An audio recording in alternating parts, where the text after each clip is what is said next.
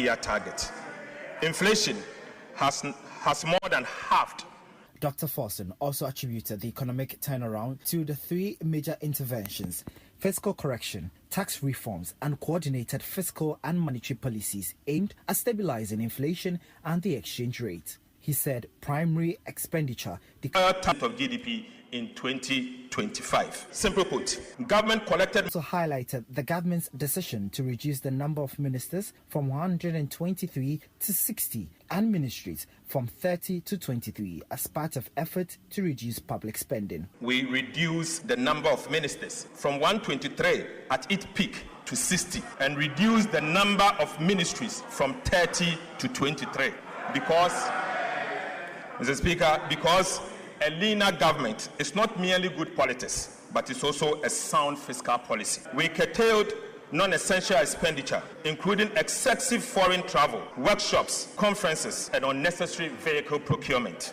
On debt management, Dr. Forson announced that Ghana successfully raised $2.7 billion through a 7-year CD-dominated bond in April 2026, the first such issuance since the 2022 debt default.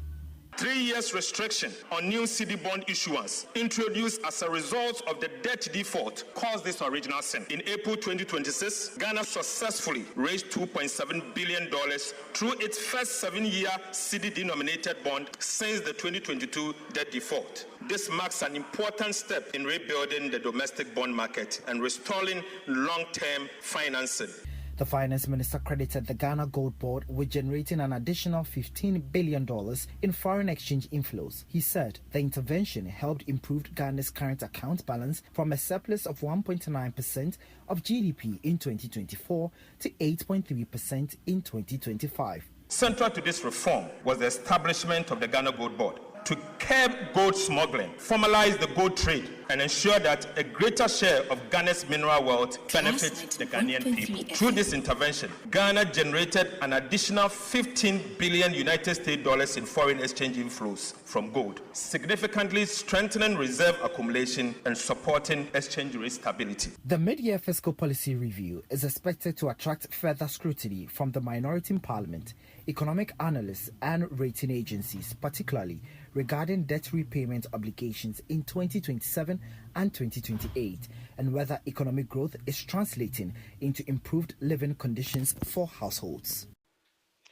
That's a report filed by my colleague Nana Ajiman Prempe on the business desk. Let's stay a while longer on the budget because 10 new secondary schools are to be constructed, while 150 others will undergo rehabilitation under a $3 million World Bank supported program announced in the 2026 mid-year budget review. The finance minister, who announced the initiative in Parliament, said the project will deliver 210 major infrastructure interventions nationwide, including the upgrading of 3 Category C schools to Category B status and 20 Category B schools to Category A.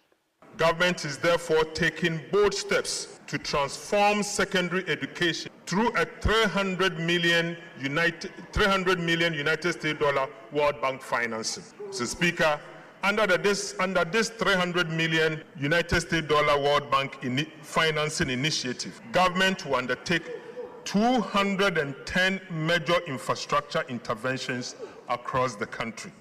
These include, Mr. Speaker, we are building 10 new secondary schools.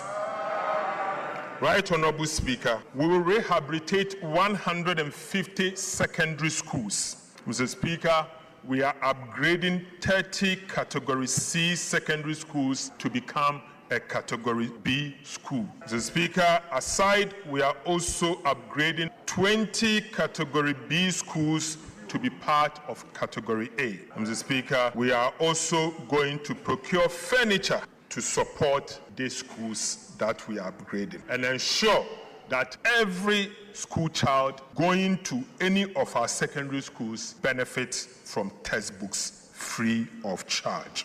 Mr. Speaker, 10 new secondary schools will be strategically distributed to improve access in the underserved areas. One new school each will be constructed in Western North, Greater Accra, Volta, Oti, Northern, Upper East, Upper West, Savannah, and Central Region. Mr. Speaker, upon completion, the project is expected to benefit about 2.3 million students, about 100,000 teachers, and about 2,000 school leaders across the country. The project will support government's effort to eliminate the double track within 2 calendar years. That's the Finance Minister, Dr. Case Latofosen. Meanwhile, the minority in Parliament has criticized the government's 2026 media budget review, describing it as uninspiring and disconnected from the economic reality facing Ghanaians. Minority Leader Alexander Fenyo-Markin and the Member of Parliament for Damago, Samuel Abujinapo, outlined their concerns. Mr. Speaker, the Finance Minister has just told this House that the true character of a finance minister is not determined by how much he spends. Such a statement must cause palpitation among ministers of state. Mr. Speaker, basically what he is telling all ministers that he is not going to spend, he is not going to release funds to you. Already you are suffering and you've been redundant in your various ministries. His deputy minister told the nation that 1.6 billion was released to the Agri minister. Today, he says only 1.1 billion.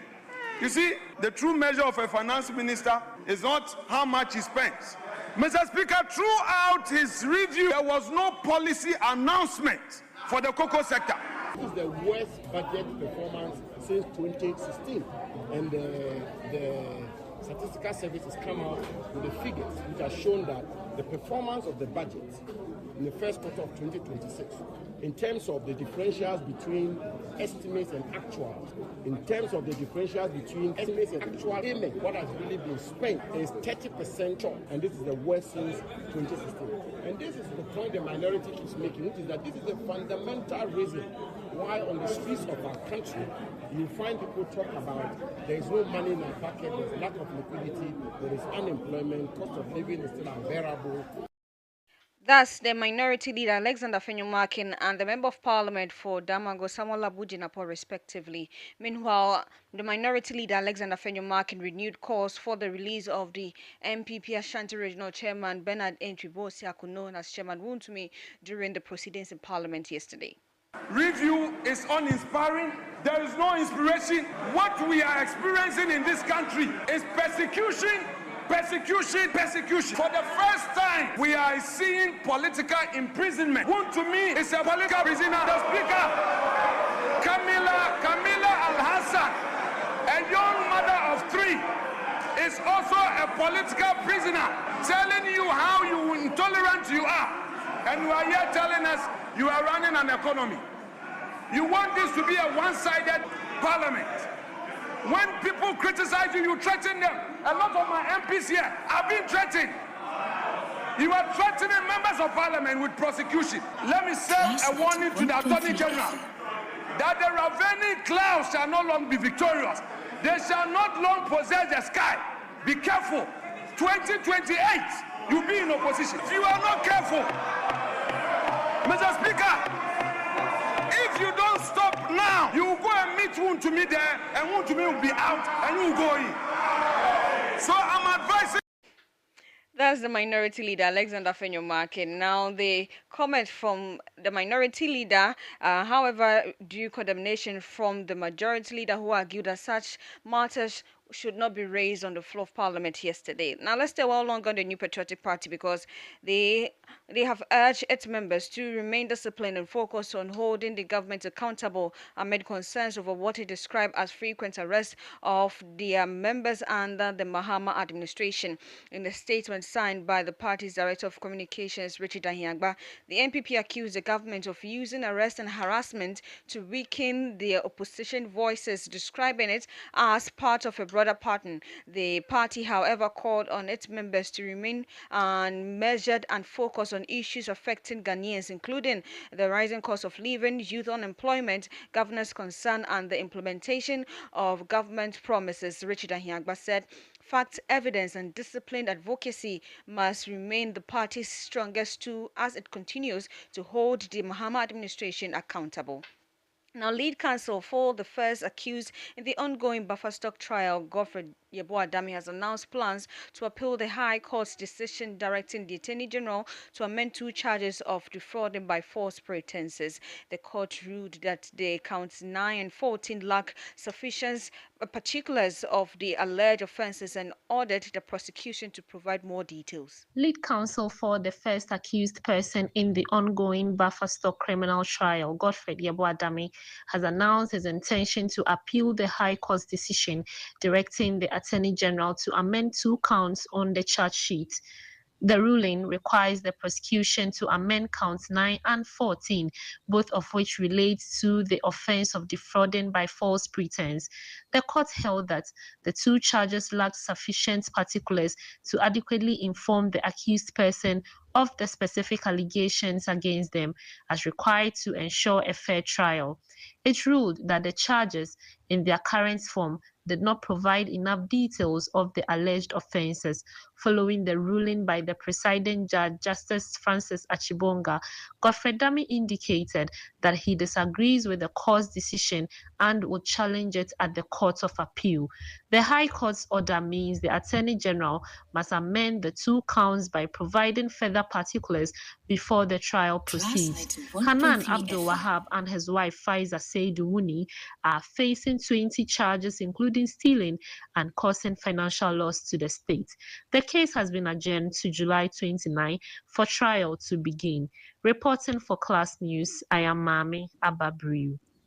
Let's do some other stories because the National Disaster Management Organization, NADMO, has appealed to individuals and organizations to support victims of a devastating storm that hit part of Yendi, leaving 1 person dead and several families displaced. The storm, which struck in the early hours of Wednesday, July 22, destroyed homes, household belongings, farm produce, and other properties, forcing many affected residents to seek temporary shelter with relatives and friends.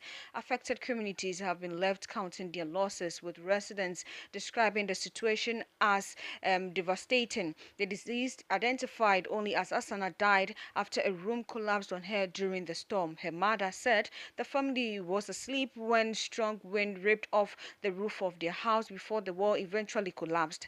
NADMO officials assessing the extent of the damage said the destruction was extensive and urged relatives and members of the public to provide temporary accommodation for displaced residents while relief efforts continue. To some African news, 3 men in Nigeria have been sentenced to life in prison after pleading guilty to offenses linked to kidnapping of dozens of pupils and teachers in the southwestern state of Oyo. We'll bring you more details on this story subsequently and right here on Class 91.3 FM. This ends the Class Breakfast News with me, Elizabeth Aidoo. For more news and updates, do log on to classfmonline.com. The morning show continues with Charles Akrofi. Do stay and enjoy the rest of our programs. Have a good morning.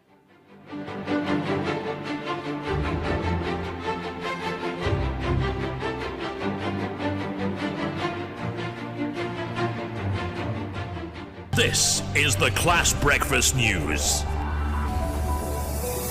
Class News is expanding its frontiers as it can now be heard live on Dagbon FM 102.